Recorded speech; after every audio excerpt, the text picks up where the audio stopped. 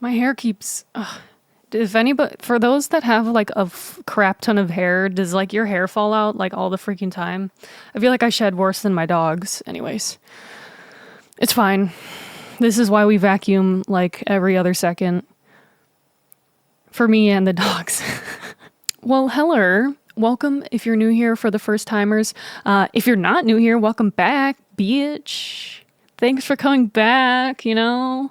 I know there's plenty of other videos to click on and other things you can be doing, but you're listening and or watching me, and I appreciate that. I've been kind of giving tips on songwriting and guitar playing the past couple weeks, and I thought I would just give a quick sort of some gear recommendations as far as recording goes, especially as someone who records out of their bedroom.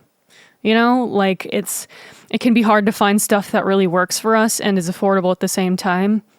So yeah, none of the things in this video are sponsored at all. It's just stuff that I have used before that I think works well.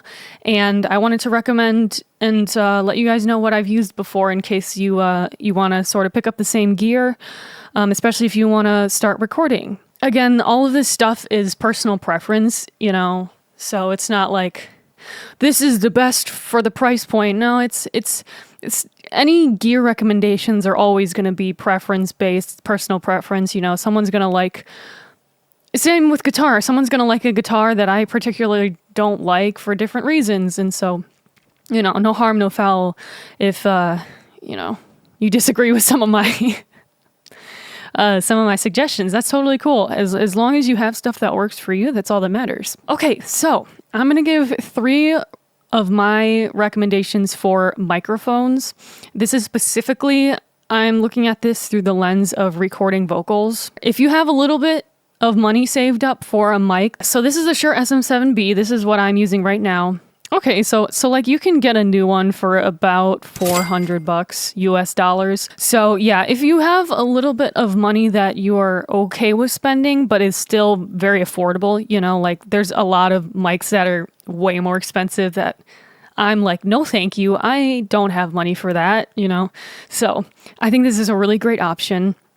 This is one of the most commonly used mics, especially when it comes to metal vocals.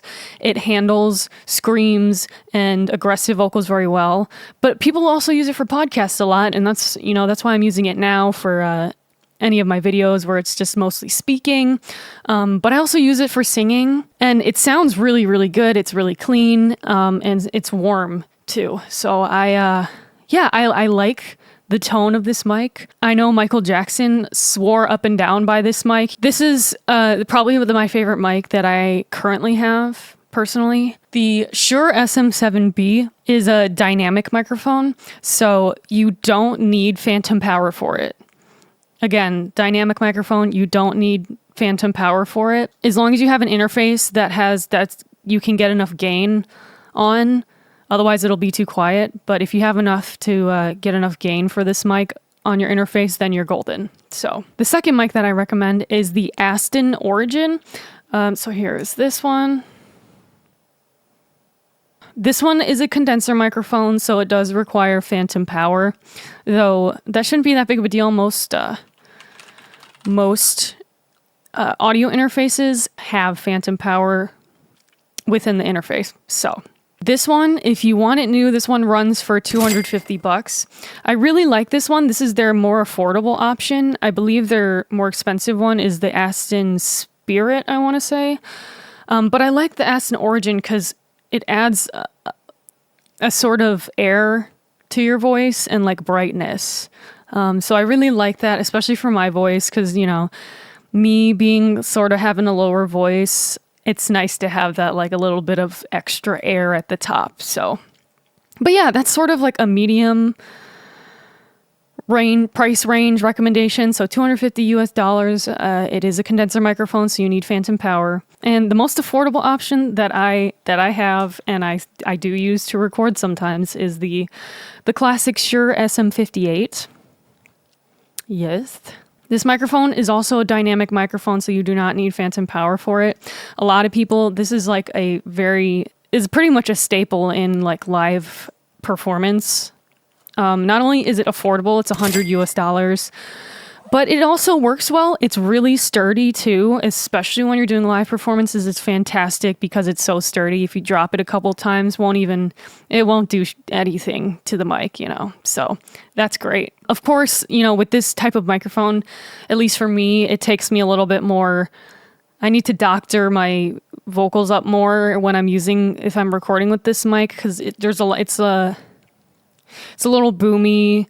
There's a lot of mid to low range frequency, you know. It kind of comes with the nature of the microphone, but it's definitely doable. And if you're just looking for a mic to start out, I think that's a fantastic option. Yeah, there's kind of 3 little tiers there of mics that I would recommend and kind of price range. So let's go to audio interfaces. Obviously, this is one of the most important things to have when you are recording. You plug in whatever you're recording, whatever instrument into there, and then you plug this interface into your computer, which goes into your DAW, right? So everybody needs one when you're starting out recording. So the interface that I'm actually using right now, and I can't show you it because I'm using it, but is the Arturia Minifuse 4. I'm just a huge fan of Arturia in general. I think they make fantastic musical like products. They're always really sturdy, they're well built, they sound really good, and they're pretty affordable. The Minifuse 4 is $220 US, so it's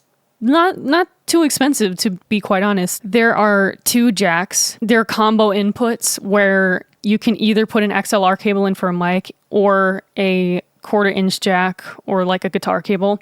So there's 2 for that. Then you have your own gain knobs for it.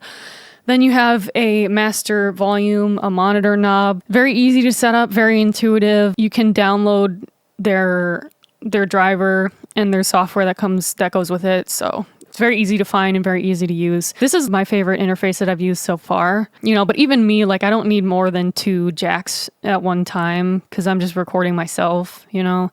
But if you're trying to record more people, then that's a different story. Then you're probably going to need a bigger interface, but if you're recording from home, this will do the job just fine. Here's the classic recommendation of interfaces, especially when you're starting out, I think is fantastic, is the Focusrite Scarlett. I think everybody has seen it if they've done a little bit of research, but it's tried and true for a reason. You know, it's affordable, but it works really well and sounds really good. So the cheapest one you can get is a Solo, which you can get for about $80 to $100. I think it depends on where you buy it. You can have 1 guitar in, 1 vocal in, that's it. But it works really well. Or you can get the one with 2 jacks. That one's obviously going to be a little bit more expensive, but regardless, I think it works really good and sounds really good, especially if you're just starting to record. That's definitely a good start, and it's, you know, affordable. Okay, so this is my other recommendation is the Presonus Audiobox. I'm just a sucker for Presonus products. I actually use Studio One Pro for all of my stuff. I think the interface itself, I'm not going to go on a tangent too much on this, but I think the interface itself is very intuitive and really great because the mixing suite and mastering suite work together. So if you finish a mix, then you send it over to the mastering suite. You can go back and forth if you need to change something from the mix, then you can just do it real fast in the mixing suite and then update it for the master and it'll be there. Yeah, I really like Presonus stuff, and personally I think they're underrated, especially as far as their DAW goes, but that's just me. The first interface I had was the Presonus Audiobox, and the one that I had 2 inputs. It got the job done. It sounded good, and yeah, I mean the latency was really low as well. Same with the Focusrite. I would compare the Focusrite Scarlett to the Presonus Audiobox. They're very similar in pricing and performance, in my opinion, in my experience. You know, those are 2 good recommendations for when you're starting out. But I do recommend the Arturia if you kind of want like a little bit better sounding one. The Arturia has been my favorite so far. So yeah. And now we're getting to guitar amp simulating software. If you're a guitar player, I'm sure you've sort of dabbled in that sort of stuff. The one that I use mostly for like my really heavy metal tones is Neural DSP. And I don't have like most of their artists' amp simulators. The only one I have is the Gojira one. And that's all I needed. Like it's so good. Like their tones are phenomenal. And so a lot of my metal tones on my videos come from the Gojira Neural DSP.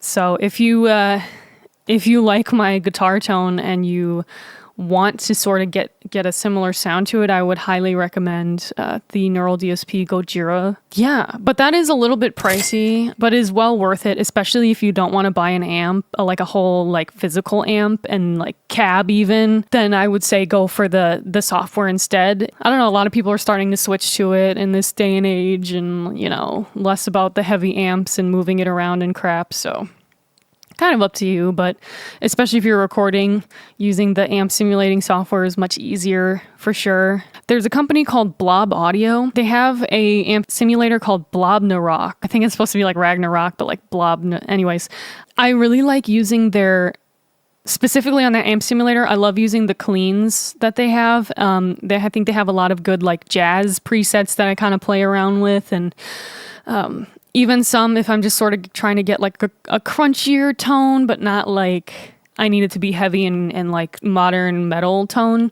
So they make really, really good stuff for cleans or jazz or R&B type of stuff, which I do a lot. So I really like the sounds you can get from that. And they also have, within that amp simulator, there's 3 different amps.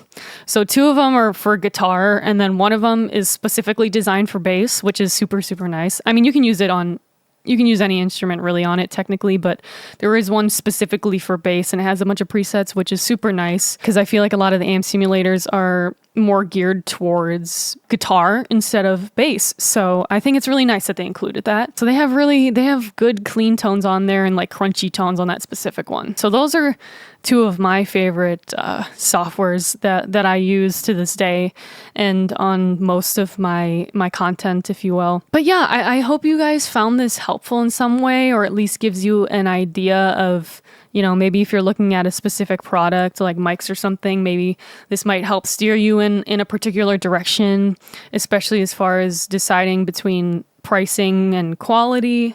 I think everything I listed are super, super great options, and I don't think you can really go wrong with any of them. So yeah, I would be curious to know your thoughts about some of the gear that I recommended today. If you've had any experience with any of them and what you think of them, I'd love to hear, good or bad, you know, like, again, it's personal preference, and I'm interested to hear what you guys use as well. So if you have like favorite gear recommendations, feel free to throw it in the comments, and I'd love to see it. So I hope you guys have a good rest of your week. I will see you on the weekend.